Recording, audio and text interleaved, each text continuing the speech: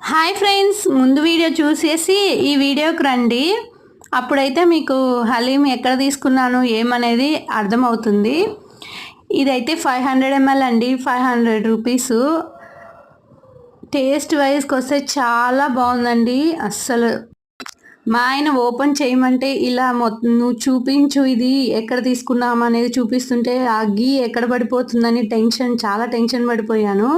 అసలు ఓపెన్ చేస్తుంటే ఎంత బాగుందో ఆ హలీం అనేది.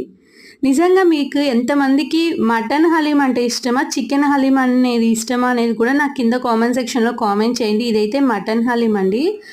అసలు నోట్లో పెట్టుకుంటే చాలా బాగుంది. లాస్ట్ వీడియోలో ఫస్ట్ టైం అన్నాను కదండి, రంజాన్ టైంలో ఫస్ట్ టైము.